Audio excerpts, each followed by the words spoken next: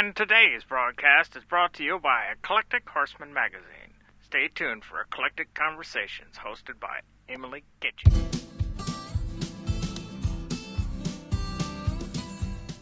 right, well, thanks for joining me today. I'm here with Janet Rose from Horsehaven, Montana, and the Equus International Film Festival.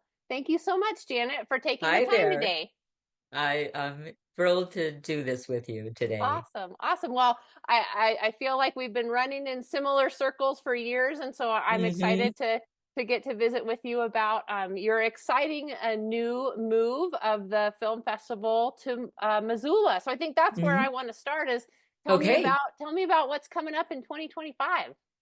Well, for the last several years, we've been doing the film festival in an abbreviated way in Dillon, Montana, when I was working with the Montana Center for Horsemanship. But prior to that, it was kind of established, I would say, founded in Missoula, Okay. and it was growing and reaching a lot of horse people.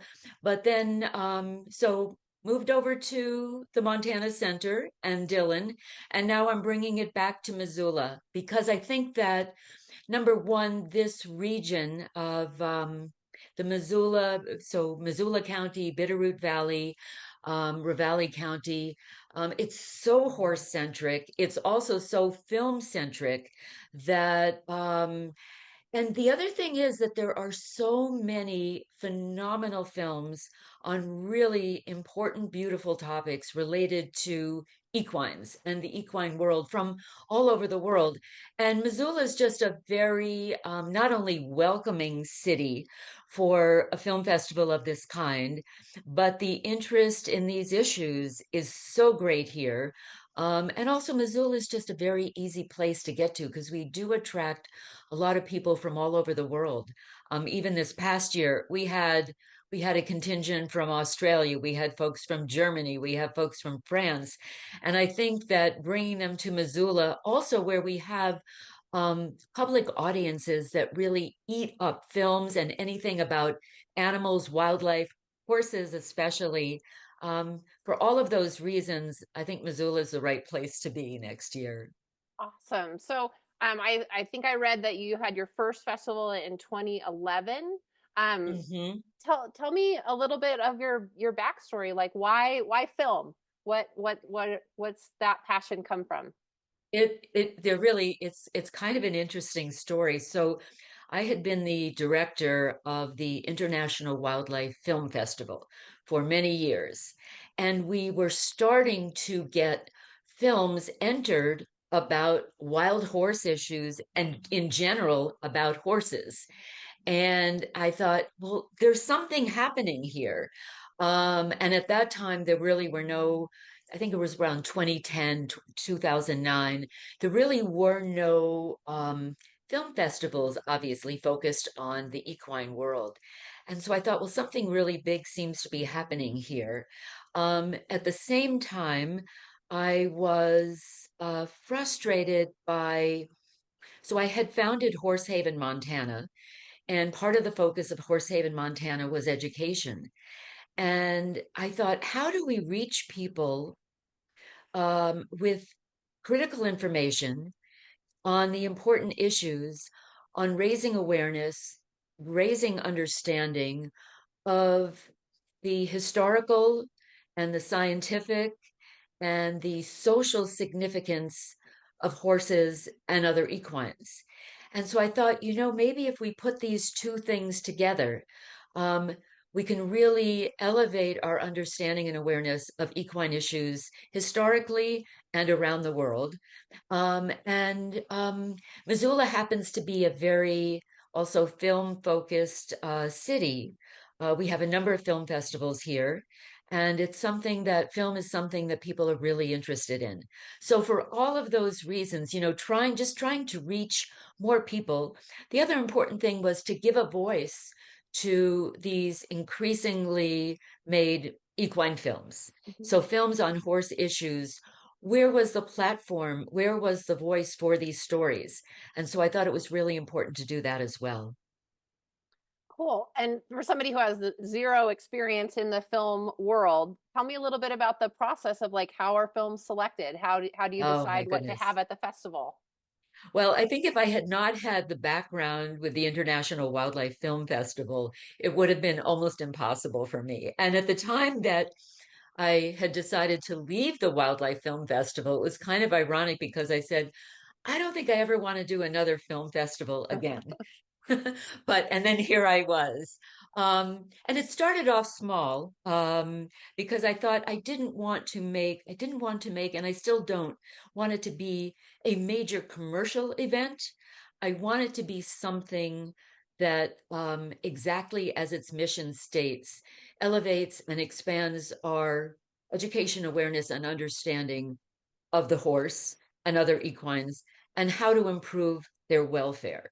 The process, fortunately, with the International Wildlife Film Festival was so extensive and so, well thought out long before I joined the organization that it was very easy to kind of transition that process into the Equus International Film Festival.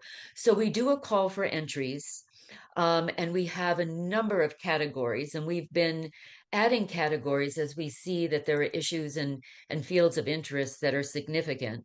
And then we have a panel of judges, including myself. I thought it was really important to stay involved myself in the judging process because of my understanding of the mission. And so keeping those judges on task with what the mission is, as well as using the criteria of other film festivals to help us to analyze, decide, and select films from Equus International. God Yeah, bless sorry. you. No, that's I okay. could feel that coming. Um, So, we're looking at accuracy. We're looking at quality of filmmaking. We're looking at script and storyline and cinematography. And is the issue relevant and is it presented in a balanced way? And does it meet the mission? And what are the goals of the film? And how is it presented? Um, and a really interesting thing happened because one year, the film that won Best of Festival, and it was a unanimous decision, a couple of people who were involved in organizations, they said, this is terrible. You should never have selected that film because of how they felt the horses were treated in the film.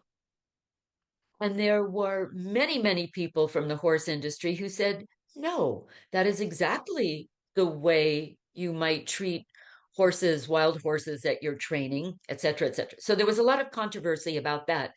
But what we stood on in the selection of that as the best of festival was the fact that it was not for us to decide whether it was humane treatment of animals in the film.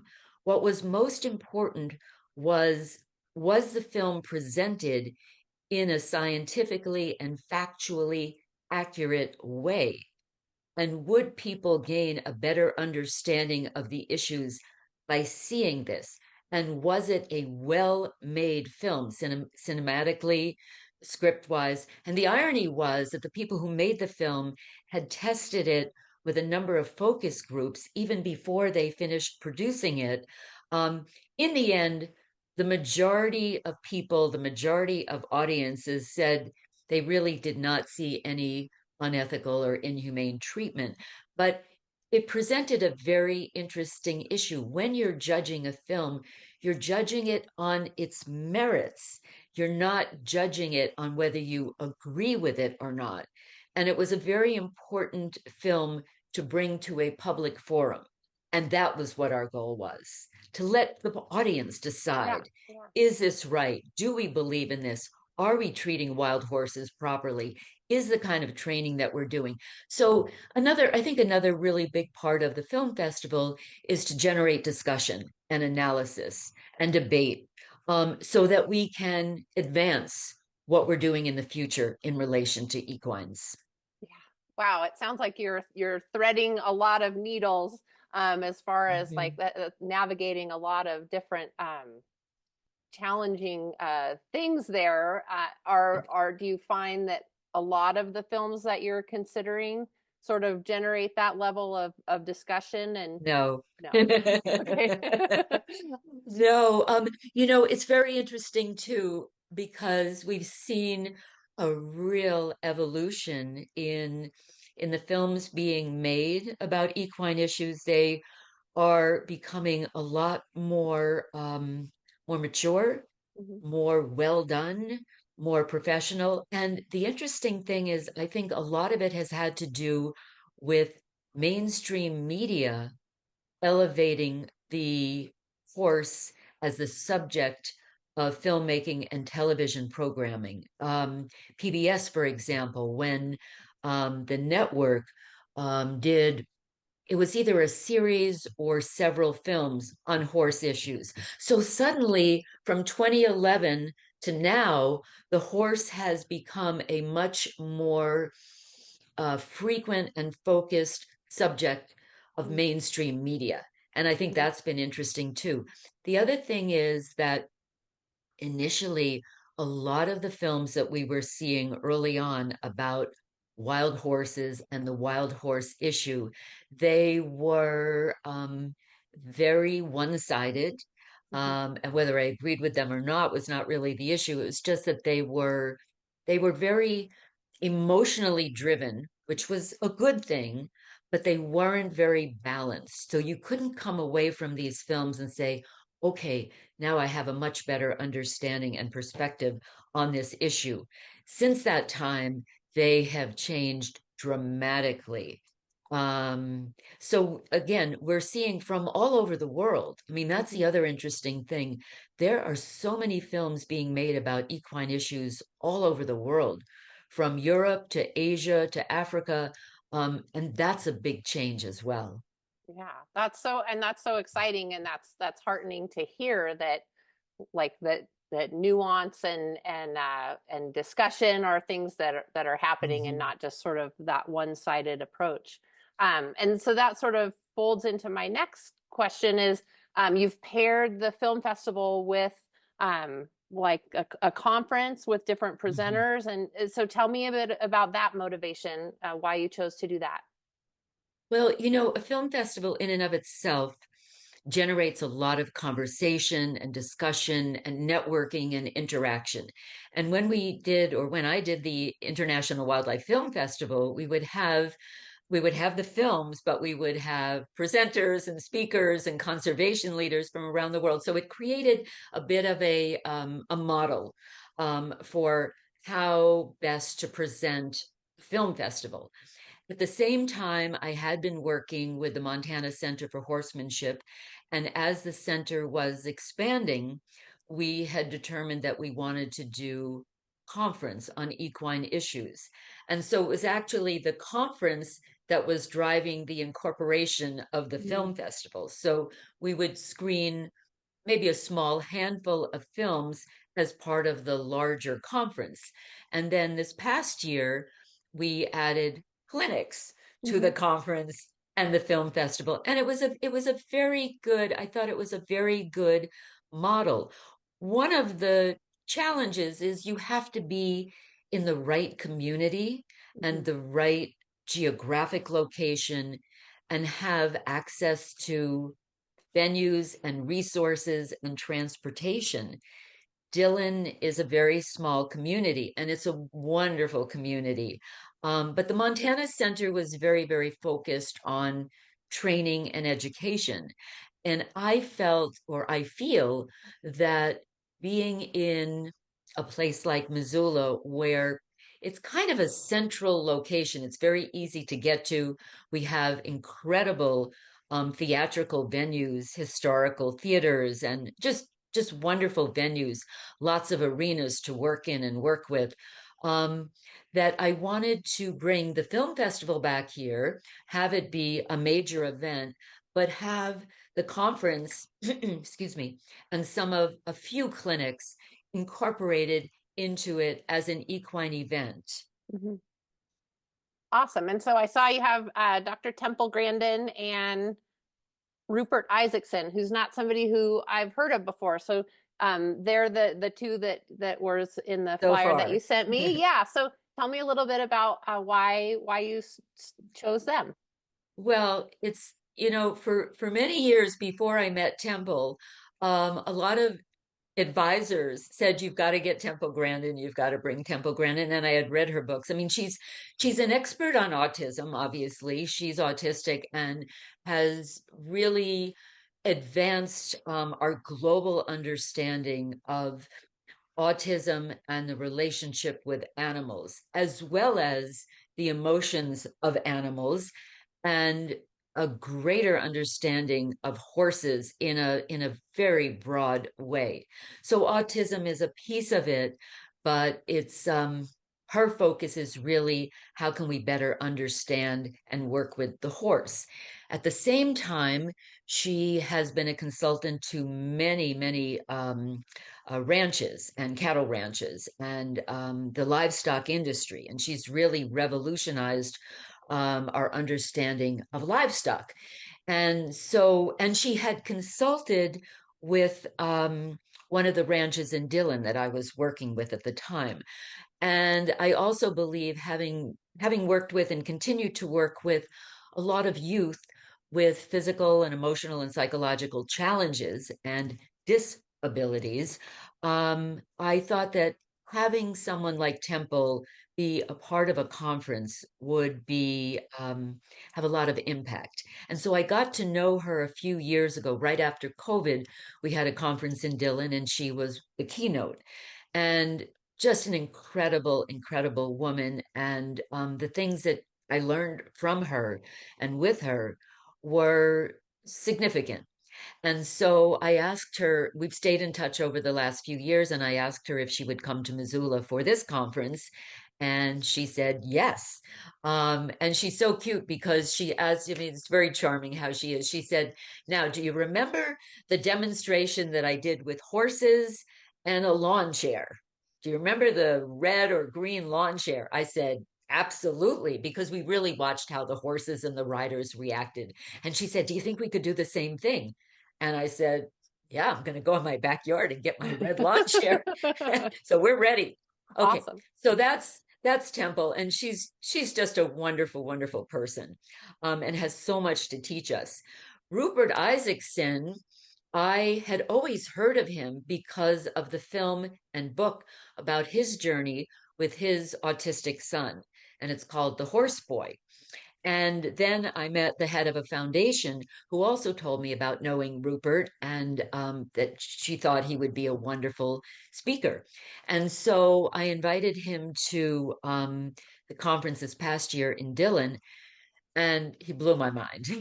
He was just the research that he's done, the science that he's done, the experiences that he has had with horses and with his son Rowan, um, are just, I think they could set the world on fire. And of course, he's worked a lot with Temple.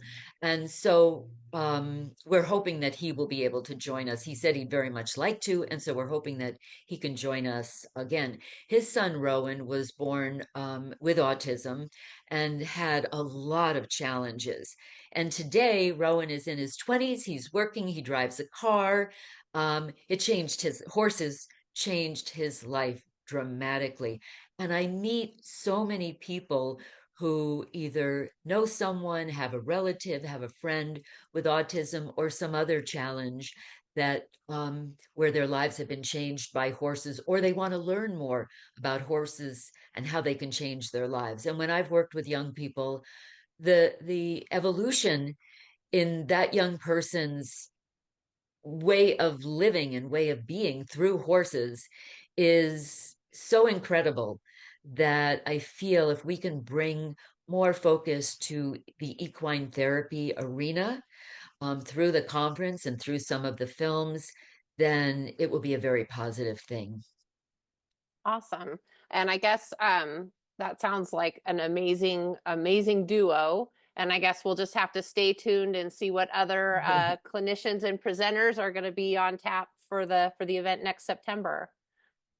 I had worked with Buck Brannaman, and Buck came of his own volition. He was a wonderful contributor a few years ago and had such incredible stories to share and a film.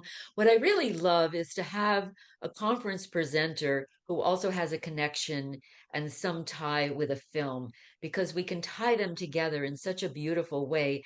And it really elevates our understanding of the issue that they may be speaking about. Because film enables you to kind of step back and listen and learn and watch as opposed to just a person speaking. So Mhm. I think film, in that sense, and especially in this field, is such a great resource and such a great tool.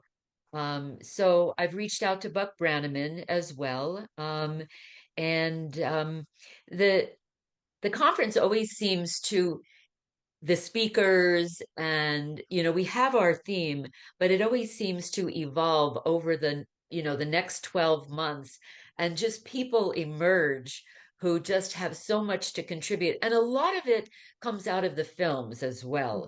Mhm. You see and hear and watch such incredible stories that then once you invite the people to come with their film, it just blossoms from there. And it's a very, I hate to use the word, but it's a very organic process.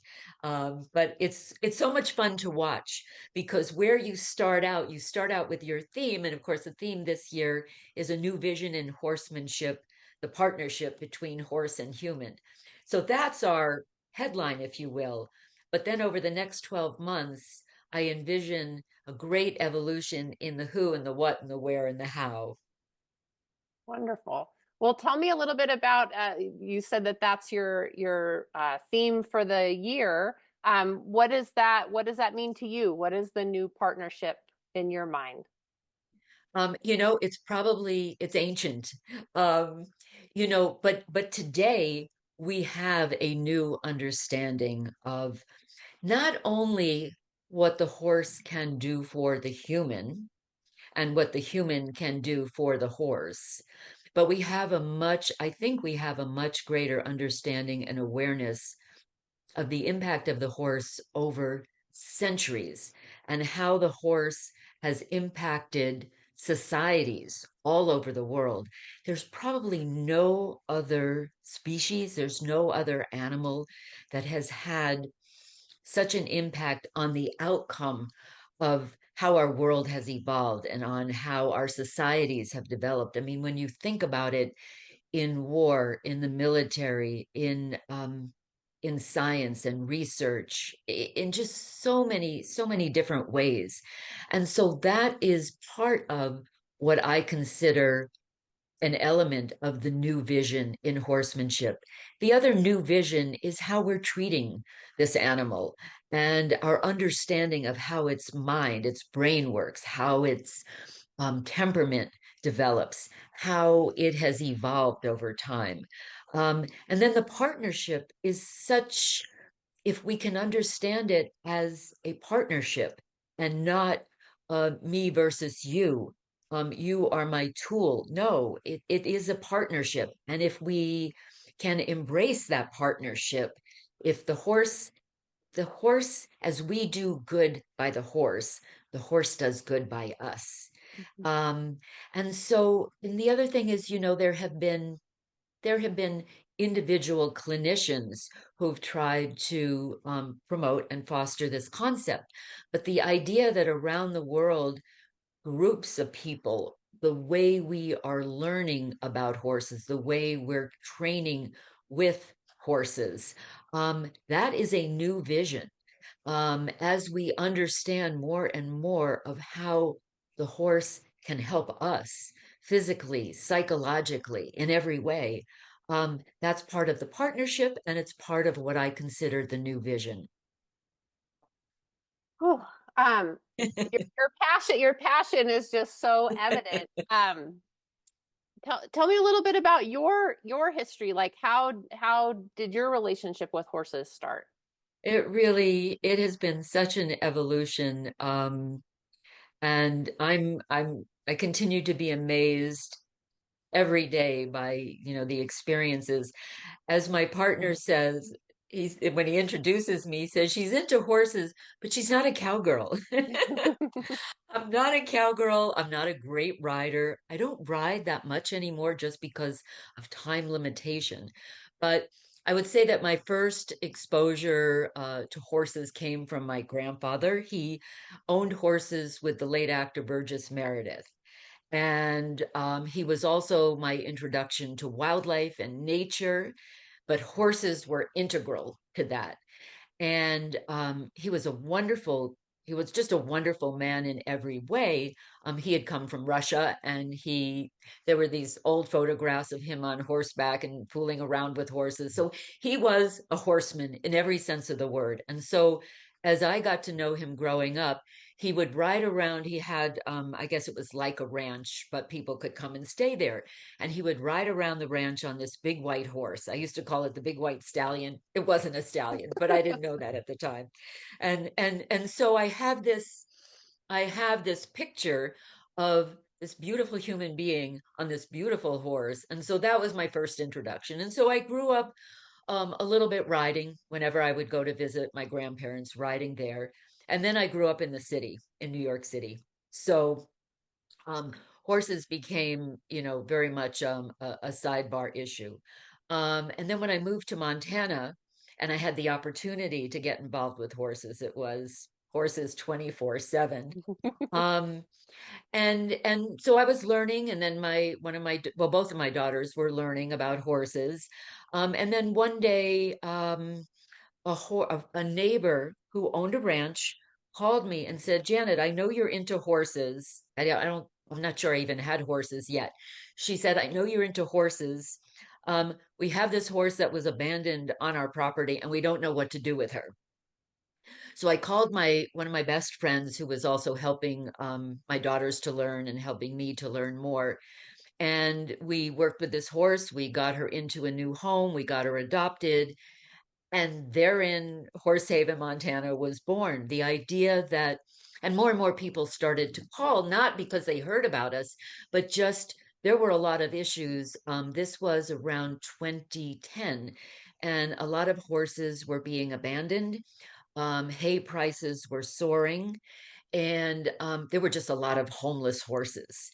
And so I kind of saw it as a big need, and caring a lot about animals. I thought, maybe I can help to do something about this. And in another life, I had another chapter of my life, I had been an investigative journalist, broadcast journalist. And so I knew how to investigate people. It sounds terrible, but in terms of, are you suitable to adopt this horse? Will this be a good match? And so Horsehaven really evolved out of seeing a very great need. And what do you do if you have a horse? I mean, I had experiences like that where I acquired horses that were absolutely not right for me. Well, what are you going to do? And what if a ranch has a horse that they're no longer able to use, or they've retired a horse, they don't want to feed it, they don't want to maintain it? What if you have illness, divorce? We saw every issue in the book. And so I would say that Horsehaven grew out of that. Then I was also very involved with the U.S. Forest Service because I was working in wilderness and wildlife and nature organizations, natural resource organizations, I should say. And the Forest Service has a very big, very large equine division, taking horses into the backcountry, using them to clear trails, a variety of things. And in the past, when they retired a horse or a mule or could no longer use it, they usually took it to the livestock auction because as government property, they couldn't just maintain it indefinitely forever. And rightfully so, a lot of the people who had worked with these animals didn't feel so great about that because they didn't know what would happen to the animal. And I guess the government rules and regulations changed, and there was a new regulation where the Forest Service could donate their horse to a nonprofit. And so I started working with the folks at the historic 9 Mile Ranger Station here in Montana. in Tucson, Montana. And then it just grew and grew and grew and grew and grew from there. So we probably placed hundreds of horses and mules in permanent adoptive homes. Wow. They're generally animals that are in their late teens to late 20s, and they may have some arthritis. Each one is very, very different, but the outcomes have been so wonderful, so significant. And so now I'm working with districts all over the region, Idaho, Wyoming, the National Park Service as well. I've done some work with Border Patrol. Sometimes they have a horse that just doesn't work out. Um, we don't, I wouldn't say that we get 100% placement of all the animals that come to our attention or that we're contacted about, but I'd say it's somewhere in the 90 percentile and upwards. Because if you keep at it, um, there is the right horse for the right person eventually every time. The other thing that happened recently, which is, sometimes it pays to dream big. Long time ago, I wrote an article, I think it was an opinion piece, about if only people who had large ranches that they were just maintaining as a natural resource could um, shelter, could provide homes for horses in need. And lo and behold, this past year, I met someone who has a ranch like that they're just maintaining as a ranch, and they're providing sanctuary for a small, individually. We've been adopting them out individually, horses and mules that um, weren't very likely to be adopted unless they were just companions. And finding a companion home is generally kind of difficult. So I think we have now about six equines on this ranch, and I'm looking for more. That's But fantastic. it's just wonderful getting to know the families and the individuals, every single story. Um, and I think it's very important in the adoption process or the rescue and adoption process, never, ever, ever judge why someone is giving up an animal. A lot of people say to me, well, how could they do that? And why didn't they that? And it's like, that's not the issue. The Mhm, issue is there is a person in need, there is an animal in need, and we need to find the best solution and the best outcome for that animal. We try to keep we try to encourage and support the person or the organization for the animal to stay where it is at the time, unless it's an absolute crisis, so that it's not being moved mm, multiple times. mhm, I don't have the resources or the space to take in an unlimited number of animals. And I think that's how so many hoarding situations get started. People mean well, and then it becomes overwhelming. It's obviously very expensive to keep horses. So we keep a very small herd, very small at this time. If people need support for hay or something else, or foster, then we try to do that as a stopgap measure. mhm. Oh my gosh, that's got to be so rewarding to see It those horses is find good places. It is, I would have to say I was thinking about it the other day because I think that four horses being retired from several districts of the Forest Service are going to their new homes, and we were making arrangements. And yes, it is one of the most fulfilling and rewarding experiences I could imagine because I think all of us, excuse me, all of us feel many things about many things that we wish we could impact, that we wish we could change, that we wish we could fix. But they're monumental. And this is one very small area where I feel I can make a difference. And so that feels really good. So, like, how would you describe the person who comes to your film festival? Wow. Well, it's really interesting because so the people who came to the film festivals when it started out were people who had an interest in horses for sure, an interest in film, looking for some entertainment. It was something to do. Um, in the years in Dillon, it was mostly people from around the state and around the region. Not that many people, very few people from Dillon came, which made it a little frustrating. But we had a lot of people who were very, very interested in horse training and building their riding and experience with horses. I will say that. And then depending on upon who the speakers were, you had some people who were in the as healers arena. You had some people who were more in the cowboy cowgirl arena. We had a lot of students, but that's Mhm. because we had a partnership. We have a partnership. The Montana Center has a partnership with the university. So it was very, very well defined. I think in Missoula, based on the feedback that I'm getting and the fact that the film festival is getting a lot more global exposure, I think you have a very diverse demographic of audiences. You're going to have people who are very, very interested in the horse as a healing animal, the horse as a therapy animal.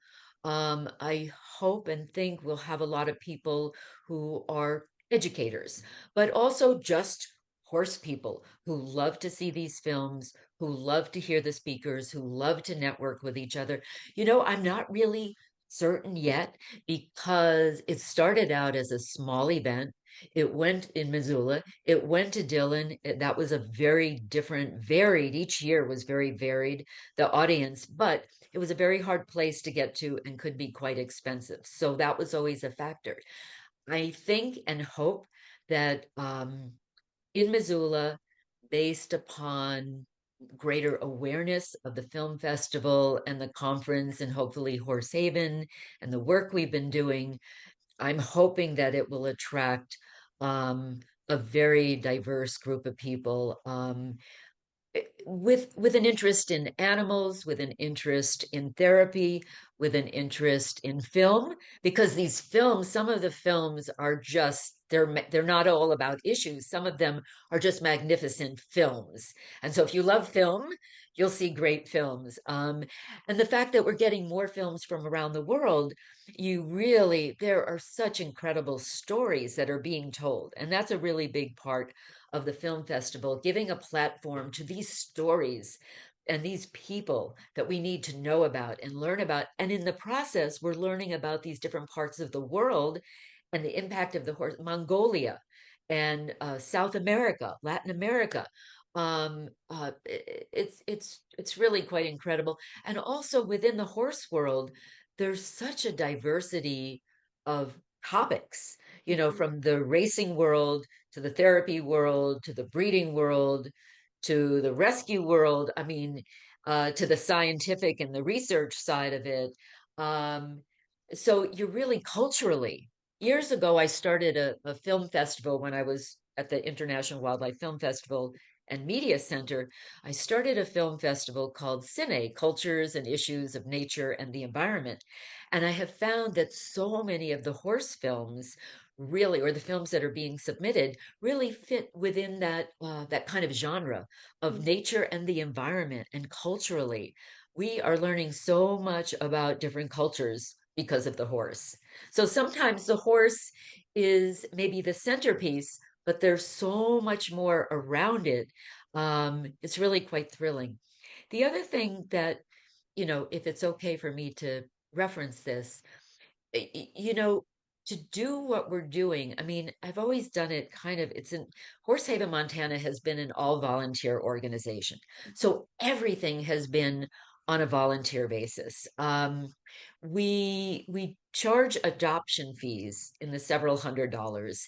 And so that's what helps to sustain a lot of the work that we're doing. But a lot, the thing that I've realized is so much more could be done if more foundations and individual donors got involved and earmarked their donations specifically, whether it's for rescue, whether it's to support people keeping their horses until a home can be found, whether it's to find the resources to house these animals. I mean, unlike dogs and cats and small animals, as you know, we're talking about a large animal that needs a large amount of space. The costs associated with maintaining the welfare and the well-being of a horse is significant. And so I'm very limited by how great my resources are. But I think that this year we're also going to try to do a lot more in the philanthropic arena so that we can do a lot more. I could keep a lot more horses and maintain them until they find homes if I had more resources. So it's a matter of finding the land and finding the funding to do this. Awesome. Well, I'll be sure and include the links to your website in the description so folks can get in touch with you if they can be helpful. Before I let you go, Janet, is there any question or direction of conversation that you maybe thought I should ask or that we didn't get a chance to talk about? I was just thinking of this when we were talking about rescue. There are, I want people to be aware of when, if and when they're placing a horse or giving up a horse or contacting an organization, I would say, or someone who's adopting a horse, I would say be very, very cautious Mhm. and very, very careful and do your due diligence. We have an application process. If you're interested in adopting a horse, unless you're my best friend and I know you really, really well, there have been so many instances, sadly, of people that I've known, and individuals that I've heard about where people give a horse to someone. They say it's for their child or for their family, and that horse is off to slaughter. So with the application process, so if you are looking to adopt out a horse, um, ask the adopter, the potential adopter, a lot about who they are. We also, the board requires us to have an adoption donation fee because the idea of free animals is we want we want to know that a person is financially capable of taking care of that horse. Mhm. If it colics, if it needs special feed, if it needs to see a veterinarian, if it needs to have its feet trimmed. It's an expensive proposition. So we don't want to know about your finances, but we want to know that you're probably committed. You're very likely committed to whatever that animal needs. Our fees, as I say, we keep them relatively small in the 200 to 500 range. I've seen some organizations charging like 2,500, 3,000, but for us and our board, the policy is to charge an adoption fee because you're making a commitment. You're willing to make a financial commitment to that animal. It also helps us to keep doing what we do. It's also a disincentive to take the animal to auction, although in our contracts, we state that the animal can never be sold, never taken to auction, never be sold as livestock. But you can't police everybody every minute. And so we're trying to build in disincentives to ever do that for an animal. Um, the other thing is when you're thinking about donating your animal to an organization that says it can take an animal in, be sure, research that organization. We've seen a number of cases where they say they're a nonprofit, they're not a nonprofit, and that animal is never going to have a very good And life. I so appreciate you sharing that. I was just, scrolling through Facebook this morning and it seems like every fall I see people giving away horses and I just, I wish I had the space and the resources to take Yeah. them all, because I just worry about where those animals are going to end up. We around here, we've had a number of people who just let the horses go in a forest. Um, I had a call one day, a young man, he said, I've got this wild Mustang. I've got to go work a ranch over in another state. I can't take the horse. Um, you need to take him. Well, how soon do you need this done? Tomorrow. Well, what are you going to do if we can't take him? I'm just going to let him go. Fortunately, I had a friend who had a ranch who was willing to take this Mustang, and they have him to this day. But that's the philosophy and the approach of some people. But again, you know, our goal is we don't ask why, Hmm. we just say, how can we fix it? Yeah. And I think that's really important to build trust and respect. You don't have to agree with everybody's approach and philosophy about keeping or relinquishing a horse or any animal for that matter. What you have to do is make it possible for that animal to have a decent life and help the person. We've had more people call in tears saying, I can't keep this animal. I'm losing my home. I'm losing my job. I have a terminal illness. And so if you can help a horse, you can also help a person. Yeah. Yeah. Well, that's wonderful. Well, thank you for your work, and thank you for your time today. And Thank you so much. I let's plan on checking back in as the itinerary shapes up for your event. We'll see what's coming up Fantastic. and let folks know all about it. Thank you so much. It's All right. really been a pleasure, and I really appreciated your time. All right. Thanks, Janet. Have a great Okay. rest of your day. Ciao. Bye Okay. bye. Bye.